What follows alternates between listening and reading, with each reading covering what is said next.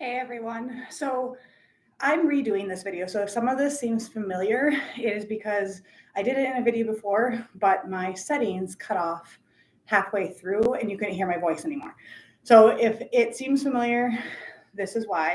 So I'm just going to completely redo that video.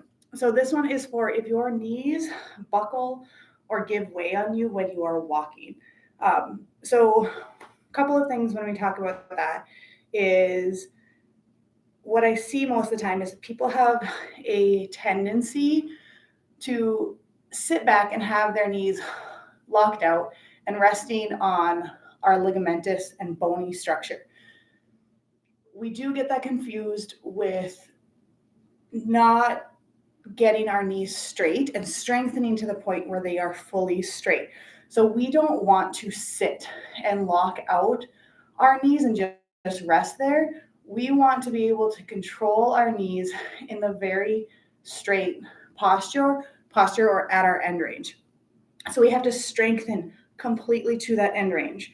So we don't want to lock the knees out and let them rest. We want the quads and the hamstrings to be doing the work to control the knee. Otherwise, when you walk and you don't have the strength in that end range, what happens is the knee buckles backwards and it can hurt really bad, or it makes you feel really unstable or that you're going to fall. So these exercises that we're going to do are going to try to help with getting that quad muscles to work and fire at that very end range, and also getting the hamstring muscles and the hip muscles to support so that you don't get that buckling and giving way sensation. So also these exercises pair really well with the knee pain with squatting exercises. So you can kind of use them to target either thing, but you can also combine them to get just a whole better rounded function of your knee to improve. All right, so the first one that I'm going to do, I'm going to use this ottoman here to get my feet up off the ground. So what we're going to do is you're going to lay flat on the ground with your feet up on something. This one, right off the bat, can be made harder or easier by how far you have it down your leg. So having it just at your ankle is going to be kind of the hardest version with two legs, and having it like right at your knees is going to be easier. So just like I did there, what we're going to work on is you're going to tighten from your butt muscle, and then you're going to lift your hips off the ground, trying to think about getting them as high to the ceiling as you can. When you think you've gotten them to the highest point, I want you to actually lift them a little bit more, because a lot of people tend to hang out here. I want you to really squeeze and get them up high. Of course, you do have to listen to, like, if you're having any back complaints or anything like that, it might be something you have to work up to.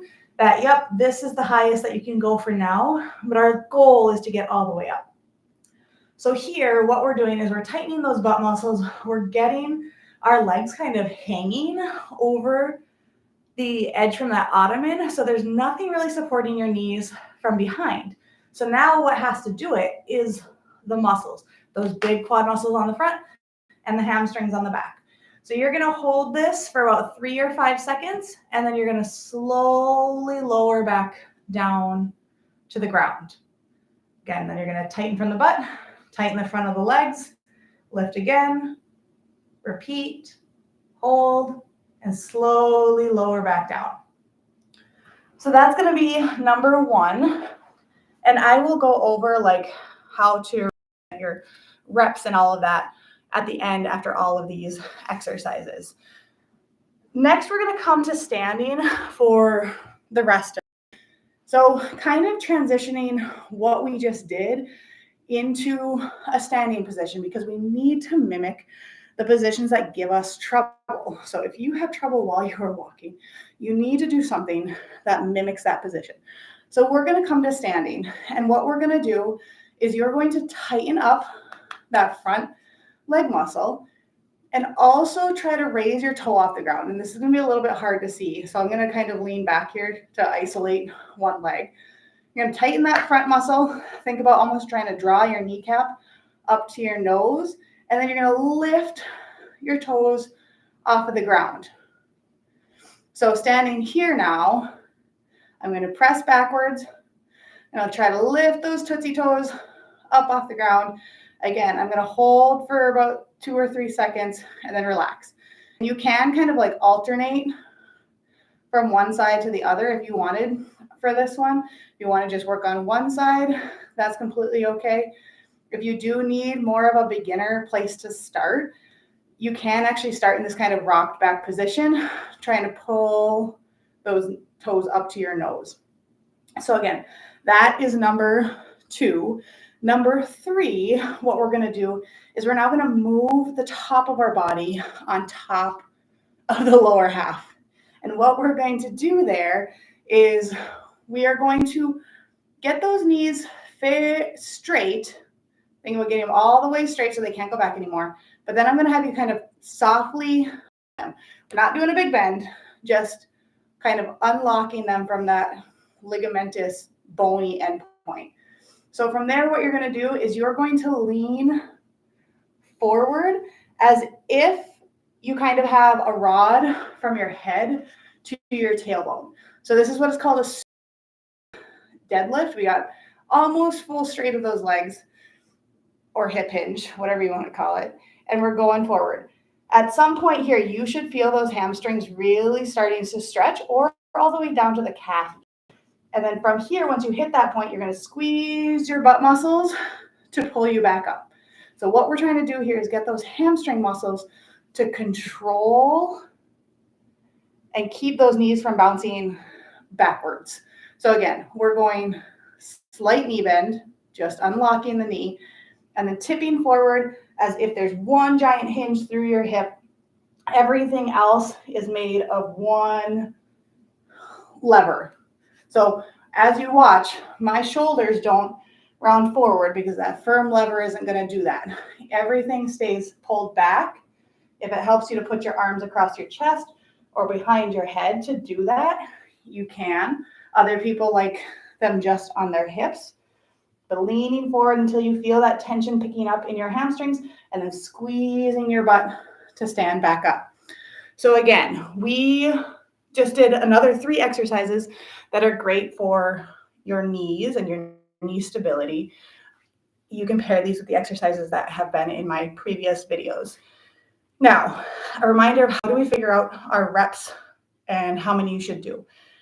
We need to learn, especially when you're dealing with pain, to do as many as your body feels like they need. So a lot of people they do 3 sets of 10. But if 3 sets of 10 is too easy and you don't get any response, you're not going to see much progress. If 3 sets of 10 is too hard and you're just pushing through it because that's what you were told to do, then you could probably potentially backset yourself. So what we need to do is you do as many exercises or as many repetitions as you need to feel a response, and then do a couple extra. So for example, if you are starting with a baseline of a 2 out of 10 pain, yep, you can already feel it before you start them. What you're going to do is you're going to do enough exercise, repetitions of the exercise, so that you start to feel something change. And that can be a slight increase of your discomfort level by about a point to 2 points, depending on how comfortable you feel with pushing yourself. So once you feel like you have switched from that 2 to like that 3.5, you're going to do 3 more repetitions on top of that. So if you do 5 and you start to notice that your body is sensing that you are working and doing something, you're getting a little more sore, or you're starting to feel fatigue start to set in, you're going to do 3 more repetitions and you're going to end at 8. Our goal for all these exercises when we're in this kind of rehab zone is to get to 20. When we can do 20 of them without causing this huge response, we're then going to make sure that the exercise gets harder in some way, shape, or form. So again, these 3 exercises are not meant to fully cure or help something. There are progressions past these.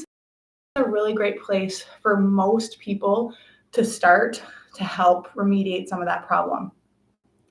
If you feel like these, yes, are helpful, but you still need more, feel free to go to bodyresilient.com, get yourself signed up for your consultation with me. All consultations are always followed by 2 free weeks of personalized setup of your exercises, and then seeing how you do from there. So I hope you all have a great day, and looking forward to seeing many of you in the new year.